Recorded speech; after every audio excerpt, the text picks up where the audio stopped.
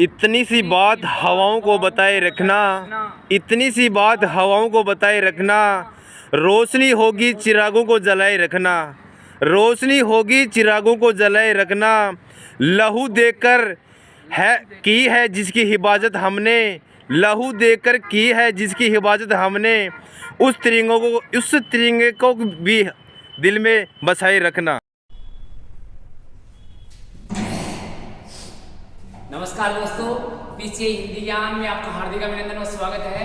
मित्रों, PCI classes Ajitgarh में एक बार फिर से आपका तहे दिल से हार्दिक अभिनंदन और स्वागत है। दोस्तों, आज आप सभी को पता होगा कि आज 26 जनवरी है और इस दिन अपना संविधान लागू हुआ था। अपना तिरंगा झंडा आज पूरे देश में फहरा रहा है। ये बड़े गर्व और गौरव की बात है। तो मित्रों, इसी के उपलक्ष्य में हम आप लोगों को कहना चाहते हैं कि माँ भारती के लिए सभी वीर जवानों ने अपने जो शहीद हुए हैं, अपने प्राणों को न्योछावर किया है, उनके लिए एक बार हम उनको तहे दिल से नमन करते हैं। अपने वीर शहीदों ने माँ भारती के लिए जो बलिदान दिया है, उस बलिदान को याद करने के लिए आज ये 26 जनवरी बहुत ही महत्वपूर्ण स्थान रखती है। तो मित्रों, इसी के उपलक्ष्य में आज हम शुरुआत करते हैं छोटे से पदों के साथ, और वो पद आपके सामने लिखे हुए हैं दोस्तों। तो चलते हैं, देखिए यहाँ पर आपके सामने है, ये देखिए, दे सलामी इस तिरंगे को, दे सलामी इस तिरंगे को हम बात करते हैं। तो यहाँ पर अपने माँ भारती के लिए जो हमने प्रयोग किया है, उसके लिए हम यहाँ पर कुछ शेर और शायरी के साथ में शुरुआत करते हैं। तो मित्रों, यहाँ पर देखिए लिखा हुआ है, दे सलामी इस तिरंगे को जिसमें मेरी शान है, दे सलामी इस तिरंगे को जिसमें मेरी शान है।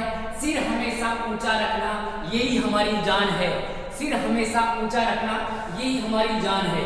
दिल में जब तक जान है, दिल में जब तक जान है, यही हमारी पहचान है। दिल में जब तक जान है, यही हमारी पहचान है। ये तिरंगा ही हमारी पहचान है।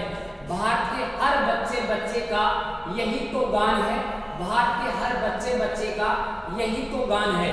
तिरंगे को पहरा दो यही हमारी शान है, तिरंगे को पहरा दो यही हमारी शान है।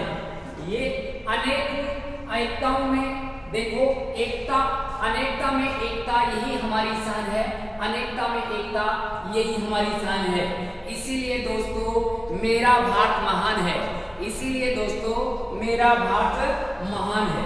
तो ऐसे ही हम कुछ पदों के साथ में चलते हैं, शुरुआत करते हैं। एक बार फिर से सुन लो दोस्तों, देखिए, दे सलामी इस तिरंगे को जिसमें मेरी शान है, दे सलामी इस तिरंगे को जिससे तेरी शान है। सिर हमेशा ऊंचा रखना यही हमारी जान है, सिर हमेशा ऊंचा रखना यही हमारी जान है। दिल में जब तक जान है, दिल में जब तक जान है, यही हमारी पहचान है। दिल में जब तक जान है, यही हमारी पहचान है। भारत के हर बच्चे का यही तो गान है, भारत के हर बच्चे का यही तो गान है। तिरंगे को पहरा दो दोस्तों यही हमारी शान है, अनेकताओं में एकता यही हमारी शान है। और इसीलिए दोस्तों हमारा भारत महान है, अर्थात मेरा भारत महान है। ऐसे ही हम चलते हैं कुछ पदों के साथ और देखते हैं। मेरे खून के कतरे कतरे की बस यही रवानी है, मेरे खून के कतरे कतरे की बस यही रवानी है। मेरी रूह भी वतन के तिरंगे की दीवानी है, मेरी रूह भी वतन के तिरंगे की दीवानी है। देश के लिए न खोले वह खून नहीं पानी है, देश के लिए न खोले वो खून नहीं वो पानी है। और मेरी जवानी काम न आए, ये मेरी जवानी काम न आए, मेरी जवानी बेकार है। तो यहाँ पर देखिए दोस्तों, आप लोगों के लिए ये पद फिर से देखिए, मेरे खून के कतरे कतरे की बस यही रवानी है, और मेरी रूह भी वतन के तिरंगे की दीवानी है। देश के लिए न खोले वह खून नहीं पानी है, और देश के लिए काम न आए वो बेकार हमारी जवानी है, वो बेकार हमारी जवानी है। तो दोस्तों कुछ पदों के साथ में शुरुआत हमने की है, अब चलते हैं अपने टॉपिक पर। दोस्तों आप लोगों को पता होगा कि पिछले वीडियो में हमने वाक्य शुद्धिकरण के कुछ पद डाले थे। वाक्य शुद्धिकरण में छोटा सा पार्ट एक रह गया था, उसको आज कंप्लीट हम देश की शान के साथ करते हैं। चलिए मित्रों, वाक्य शुद्धिकरण में सबसे पहले लेते हैं हम अव्यय से संबंधित अशुद्धि। अव्यय या अविकारी इसको कह सकते हैं, अविकारी। अविकारी शब्द कहाँ होता है? जो लिंग वचन के अनुसार बदलते नहीं उनको अविकारी कहा जाता है। मित्रों, ऐसे पीछे भी हम पढ़ चुके हैं जो अनावश्यक संबंधी अशुद्धि के अंतर्गत ऐसे पद आ चुके हैं। मेरे पास केवल मात्र, तो केवल और मात्र एक जैसे शब्द आ गए हैं, ये वाक्य गलत रहने वाला है। मेरे पास केवल एक घड़ी है तो भी सही है, और मेरे पास मात्र एक घड़ी है तो भी क्या है? सही रहने वाला है। मैं रविवार के दिन घूमने जाता हूँ, के दिन यहाँ पर अनावश्यक आ गया है, तो ये अव्यय संबंधी अशुद्धि के अंतर्गत रहने वाला है। देखिए, मैं रविवार को घूमने जाता हूँ तो भी सही है, और यहाँ पर के दिन को हटा देंगे तो वाक्य अशुद्ध रहने वाला हो जाएगा। यहाँ पर शुद्ध वाक्य को करने के लिए के दिनों को हटाएंगे। परीक्षा 10 तारीख के दिन, तो मित्रों परीक्षा 10 तारीख के दिन ये गलत है। परीक्षा 10 तारीख को है, 10 तारीख को है तो ये सही रहने वाला है। अब ये संबंधी अशुद्धि, आकाश में झंडा लहरा रहा है। मित्रों, कभी भी झंडा लहराता नहीं है, झंडा फहरा रहा है, तो वाक्य सही है। लहराना गलत, फहराना गलत। और वही हमने कहा कि आज 26 जनवरी को पूरे देश में झंडा फहरा रहा है। उसकी भाषा देवनागरी है। नहीं दोस्तों, उसकी भाषा नहीं, उसकी लिपि। उसकी लिपि क्या है? देवनागरी। या उसकी भाषा हिंदी, उसकी भाषा हिंदी है, तो भी वाक्य शुद्ध रहने वाला है। ऐसे ही हम चलते हैं। देखिए, इसके बाद में विराम चिन्ह संबंधी अशुद्धि, और विराम चिन्ह संबंधी अशुद्धि में देखो, रोको मत जाने दो, वाक्य गलत है। इस वाक्य को शुद्ध करने के लिए हम इसमें बदलाव करेंगे। रोको मत जाने दो, वाक्य सही है। या फिर लिखा हुआ है रोको मत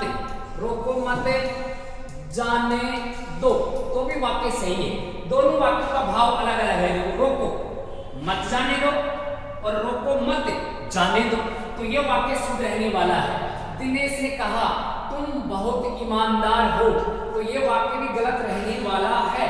मित्रों, अगर यहाँ पर हम ऐसे विराम चिन्ह के साथ में अगर प्रयोग करते हैं तो वाक्य सही रहने वाला है। यहाँ पर विराम चिन्ह लगाएंगे, दिनेश ने कहा कि तुम ईमानदार हो, तो भी वाक्य सही होता।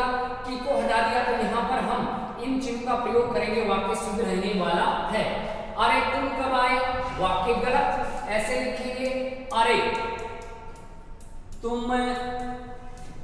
कब आए, तो कब लिखा है प्रश्नवाचक चिन्ह आएगा, ये वाक्य गलत रहने वाला है। तुम्हारा क्या नाम है, यहाँ पर ये चिन्ह नहीं आएगा दोस्तों, प्रश्नवाचक चिन्ह आने वाला है। तो यहाँ पर भी ये वाक्य में कहीं न कहीं चिन्ह संबंधी अशुद्धि है।